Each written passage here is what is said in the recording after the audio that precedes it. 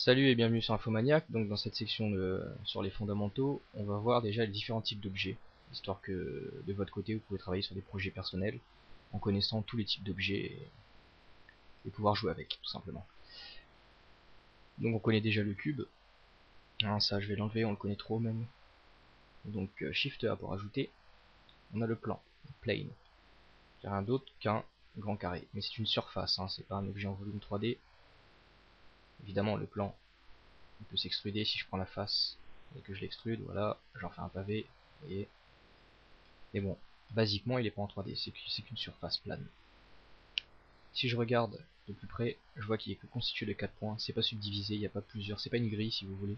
Si vous voulez en faire une grille, c'est simple, il suffit d'aller dans Subdivide, en mode Edit évidemment, pour subdiviser votre plan. Ici le nombre de coupes, hop, voilà. Et ça se superpose, hein. Vous pouvez rajouter des subdivides. Faut y aller mollo parce que plus il y en a et plus plus le PC calcule et plus il chauffe. On pourra pas aller jusqu'à le brûler non plus. Donc on y va tranquille. Ensuite, on a les cercles. Voilà. Cercle, c'est pas une surface, hein. Vous voyez, on voit à travers. C'est rien d'autre qu'un ensemble de points disposés en forme de cercle. C'est utile dans certains cas. De toute façon, il n'y a rien d'inutile en Blender, mais c'est utile dans certains cas. Il n'y a pas de propriété particulière, à part qu'il n'y a pas de face. Donc voilà. Ensuite, important, différence entre l'UV-sphère et l'icosphère. Au final, c'est deux sphères, sauf que l'une est moins ronde que l'autre. Alors pourquoi est-ce qu'on a mis une sphère pas ronde dans Blender? Qui voudrait d'une sphère pas ronde? Je vais vous expliquer pourquoi, ça va être simple, si vous n'avez pas déjà remarqué.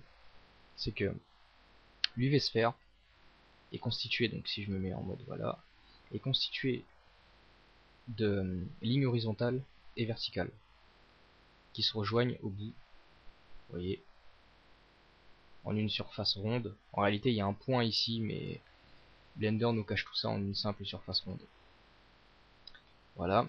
Tandis que l'icosphère est constituée de plusieurs faces de même aire.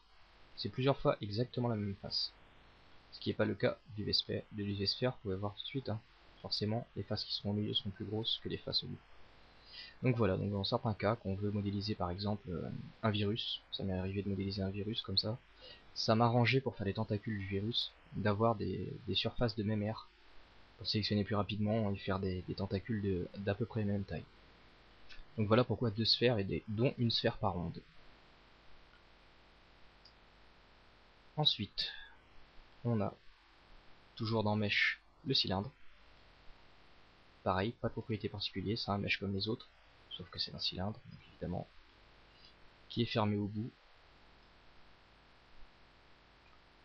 Et puis voilà, tout constitué tout simplement de lignes verticales. Voilà, si on se met en mode edit, on voit bien que toutes ces lignes se rejoignent en un point, tout simplement. Donc c'est assez basique. Évidemment, si on se met en sélection de points, c'est vraiment un seul et unique point. Donc je peux très bien prendre ce point là, hop, et en faire un pic de mon cylindre. Vous voyez.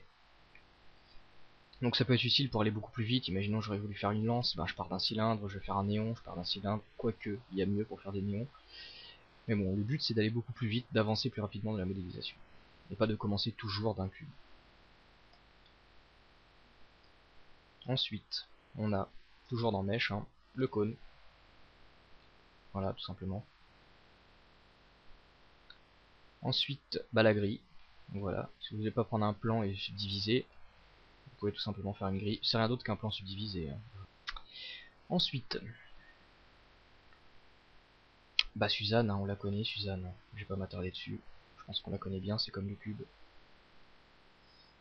Et puis torus. Torus c'est une bouée ou un anneau.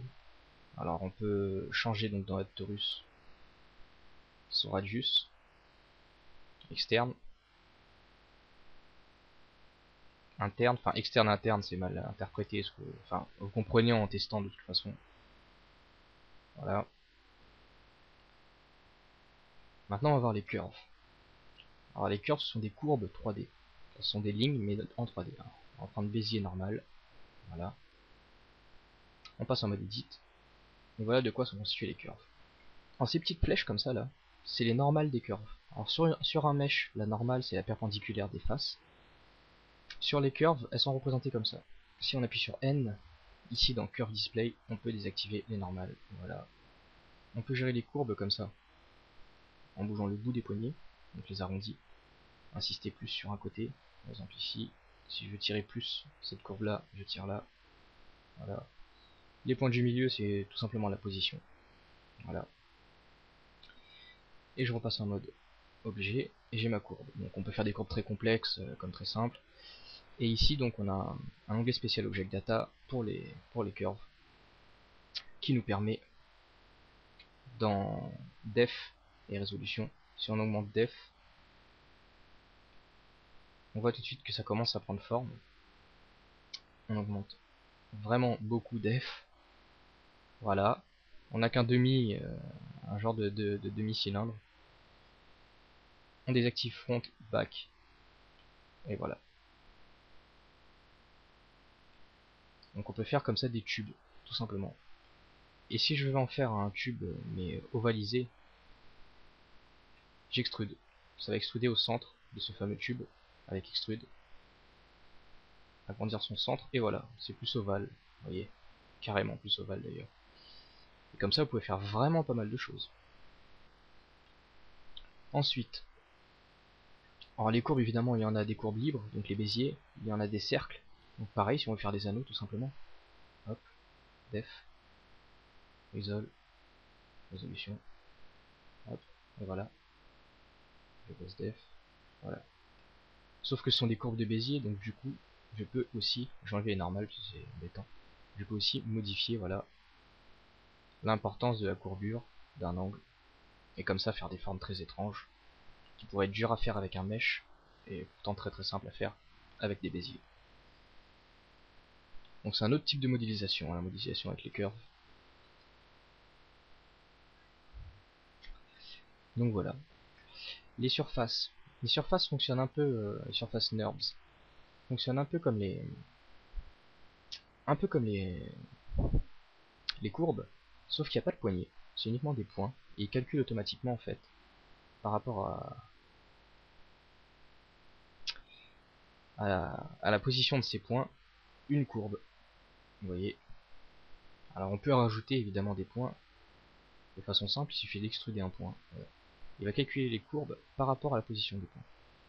C'est comme si qu'il arrondissait l'espèce de courbe qu'on obtient en plaçant nos points, et il en fait une vraie courbe lisse. Voilà. Donc après tous les types de surface NURBS fonctionnent à peu près la même chose que le curve NURBS. Les méta. Alors les méta sont assez intéressants. On va prendre des métaballs et vous allez comprendre, j'ai même pas besoin de parler. Je la duplique, Shift D. Hop. Et voilà. Pour de l'organique, c'est super intéressant, par modélisation organique. Ce sont des boules comme ça qui, si elles sont trop proches, fusionnent. Il suffit de les dupliquer. Alors, elles sont pas éditables, hein. Si on se met en mode edit, on peut pas faire grand chose. Les textes. Les textes, c'est ce qu'il y a de plus simple. Alors, on appuie sur tabulation, donc on a un éditeur de texte, tout simplement. On écrit ce qu'on veut.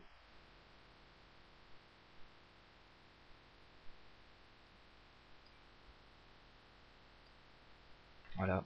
Une fois qu'on a notre texte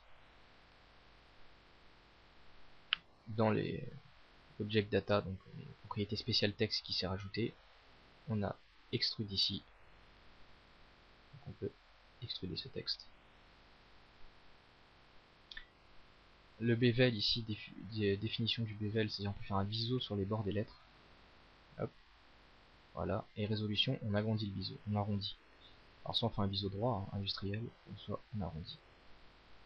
Voilà. Évidemment, c'est encore éditable, hein, malgré ce qu'on a rajouté. Comme propriété, on peut toujours modifier notre texte. Faut savoir maintenant qu'on a vu tous les objets. Armature, lattice, empty, caméra, tout ça on verra plus tard. On va juste les objets de modélisation là sur ce petit tuto. On peut convertir un objet en un autre. C'est-à-dire que là je suis en texte, donc si je passe en édition, je peux plus éditer le texte. Maintenant si je veux éditer le maillage, comment je fais? Bah je peux faire Alt C, et je le convertis soit en mesh, soit en curve. Donc je vais d'abord le convertir en curve pour vous montrer. Voilà, et si je passe en mode edit, Maintenant tout est converti en courbe avec les fameuses poignées pour pouvoir gérer les arrondis.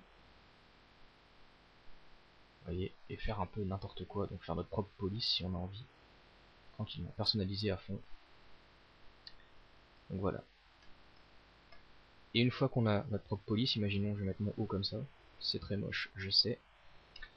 On peut reconvertir tout ça, toujours Alt-C, en mèche, donc en maillage solide. Voilà. Maintenant on a des faces, des points, des faces qu'on peut extruder, mais habituellement une fois qu'on en est arrivé là, on fait plus grand chose avec. Voilà, tout simplement. Donc faire un peu tout ce qu'on veut avec, et là maintenant c'est un vrai mesh solide. Et à partir du moment où on l'a mis en mesh comme ça, on va voir plus tard qu'on peut faire beaucoup de choses avec le texte. Comme faire en sorte qu'il explose, faire en sorte qu'il fonde, plein de choses très très intéressantes. On verrait ça dans la partie particules du site. Donc voilà pour les différents types d'objets, j'espère que ça vous aura servi, au moins ça vous donnera des idées pour les prochains, des petits projets personnels, j'espère. Et puis histoire que vous vous perdez pas trop, parce que dans le fond c'est pas bien compliqué.